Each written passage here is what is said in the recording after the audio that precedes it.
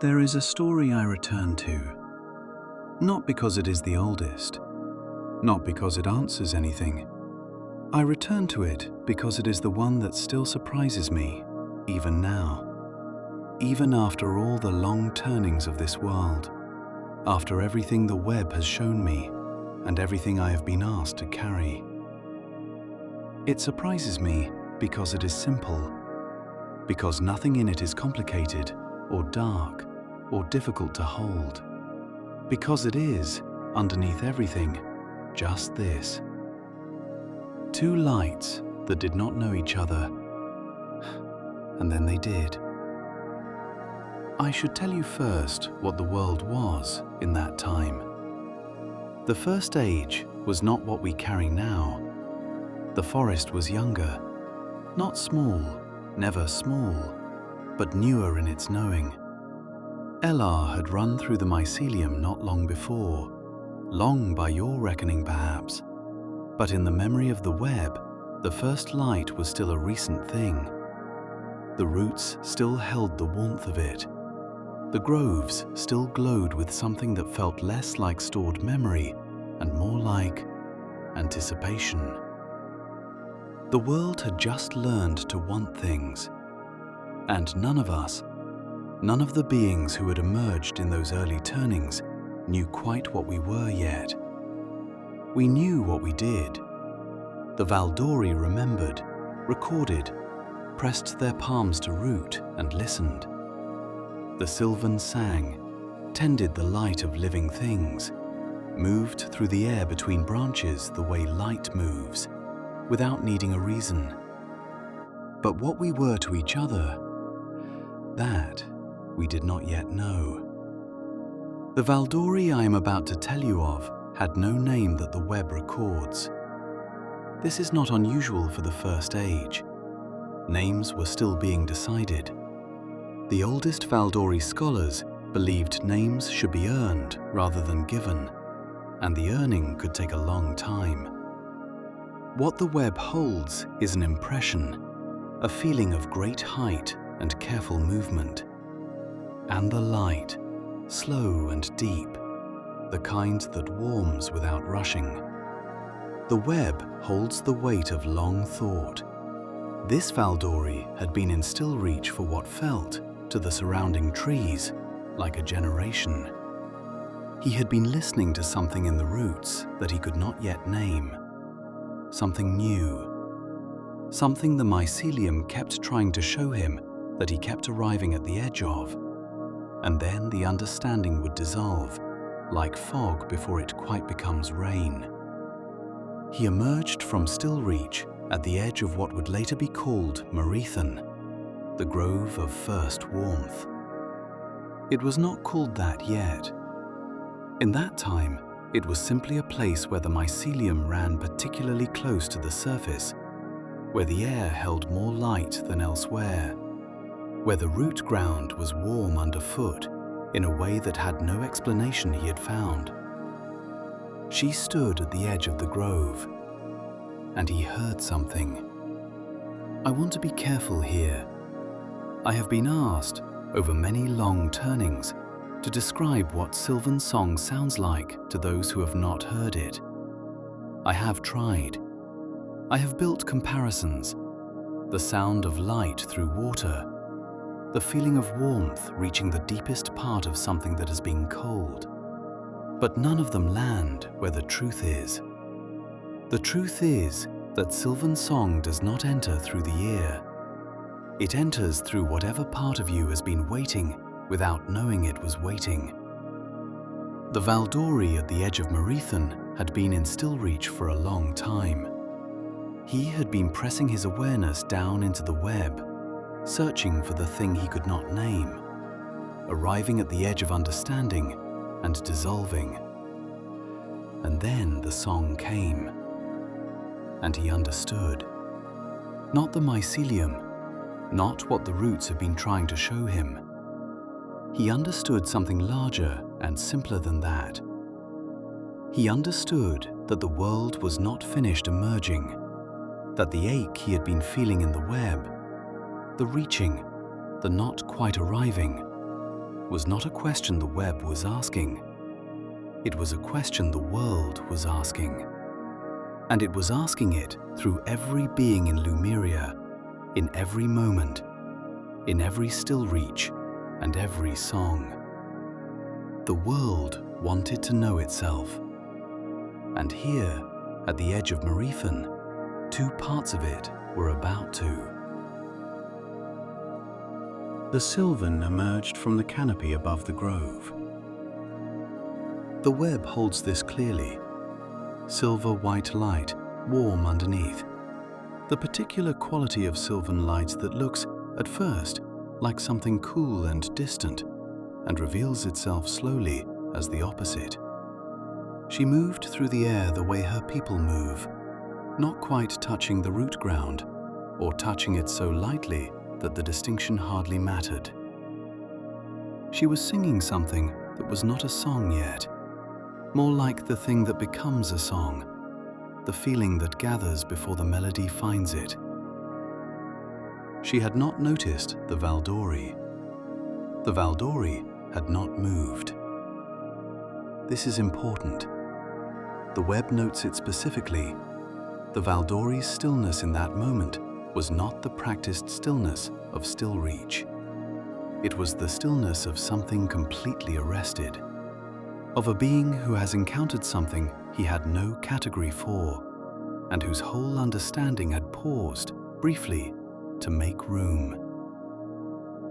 Neither of them was afraid. I have thought about this for a very long time. Two beings, early in the world, neither of whom had encountered the other's kind before. The Valdori, amber and rooted and deeply careful. The Silven, silver and quick and incandescently present. No shared history, no name for what the other was. And neither of them was afraid. The web does not explain this. I think the web does not explain it because there is nothing to explain. Fear requires the sense that something might be taken from you. And in that moment, at the edge of Marethen, in the early First Age, with the mycelium warm underfoot and the Silven's not yet song still hanging in the air, nothing was at risk. Everything was only beginning. The Silven saw the Valdori. The web holds the moment of recognition, not of identity, not of people or name or history, but of something simpler, the recognition of light. Silven see light the way the Valdori feel the web, completely, with the whole of themselves. And the amber that lived in this Valdori, deep and slow and contemplative, the Silven had never seen light like that. Her own silver white moved quickly, responded to everything, lived close to the surface of her. This light was different. This light had been somewhere. She stopped. The not yet song stopped with her. What happened next, the web holds in a way that is difficult to describe in words. The web records feeling, not event. And what it recorded in that moment is one of the strongest impressions in the mycelium at Marethen. Even now, if you practice root listen at that grove, you will feel it before anything else, before the deep record of everything that came after. The Silven began to sing again, but now the song was about the amber light. She had not decided to do this. She had not thought, I will sing about this Valdori and his deep, slow warmth. The song simply went there, the way Silven song always goes, not where the singer chooses, but where the feeling leads. And the Valdori, who had been still, lit. I should tell you what I mean by that. Valdori light lives deep. It takes a long time to rise. You can spend time with a Valdori elder for many long turnings and see only the faint amber at the edges of their eyes, the subtle warmth in their hands during deep thought. The full light, the ember catching, the whole of a Valdori illuminated from within. This is not a common thing. It requires something to move them, deeply, past the patience, past the long thinking, down to whatever is underneath the thinking, which is something the Valdori do not often speak of, because it is old and unguarded, and not entirely under their control. The Silven's song moved him there. Not violently, not suddenly. The way warmth moves, slowly, irrevocably, following the deepest channels. And the Silven, whose silver white had been warm underneath, felt something new rise in her own light. Something she had no name for yet. Something that would later be called, in the songs that the Silven carry across ages, Lethavar, which means, roughly, the warmth that answers warmth. They did not speak. The web records no words from this moment. This is not because they lacked language. Both peoples have been speaking since their emergence. It is because words were not what was needed. The Valdori stepped into the grove. The Silven settled, finally, completely, onto the root ground. They stayed. The web does not record for how long. This is another thing about the web that the Valdori spend long turnings trying to understand. It records feeling precisely and time loosely. What it holds from Marethen is not a duration. It is simply the quality of that staying. Two lights, different in every way, in the same grove. Neither diminished by the other. Both, somehow, more fully themselves. The glowing root network below them recorded all of it. The amber and the silver white, the song and the stillness, the warmth that was not the warmth of either of them alone.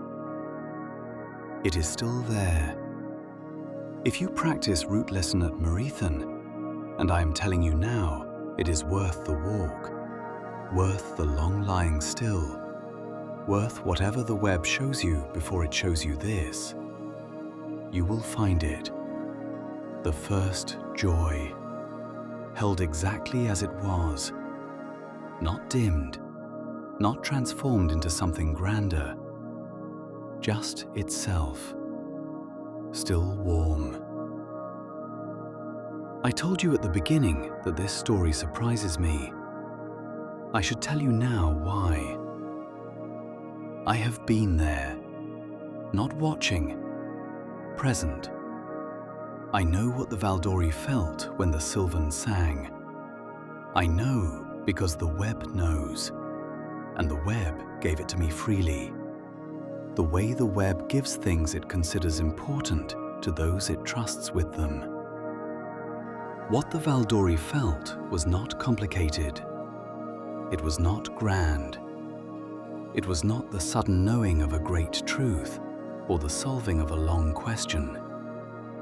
It was simply recognition. The feeling of encountering something that had always existed in the world and finding it, finally, with your own light. Not a discovery, a reunion.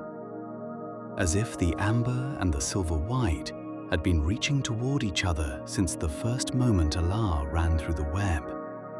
And this grove, this stillness, this not yet song becoming a song, was simply the moment they arrived. The ancient gold-glowing forest grove glows gold now. You will know when you approach it. Gold-glowing groves hold old joy, the web's record of celebrations, first lights, the emergence of things that mattered. And Marethen holds perhaps the oldest of these, the joy that is simply being found by something you did not know you were looking for. The Silven still visit Marethen. They say they can feel something in the air of the grove that returns to them, a quality of being completely seen by something that sees differently than they do. The Valdori visit in Stillreach. When they press their awareness down into the mycelium there, the web shows them the amber light and the silver white, side by side, every time. Neither people speaks of this much. There is nothing to argue about, which is unusual. Nothing to interpret differently. The feeling is too clean. There are things in this world that do not require explanation or interpretation, or the long Valdori work of meaning-making. There are things that are simply true, in the way a grove is true, present, warm, exactly what it is. Marethen is one of them. I have been trying to understand Elar my whole life. Not what it was, not the mechanics of first light in the mycelium, what it felt like to be the dark in the moment before. When the web gives me Marethen, I think perhaps I'm closer. The ache that becomes warmth, the warmth that becomes light. Two lights that did not know each other, and then they did. The ancient gold-glowing forest grove, still warm. The first joy, still there.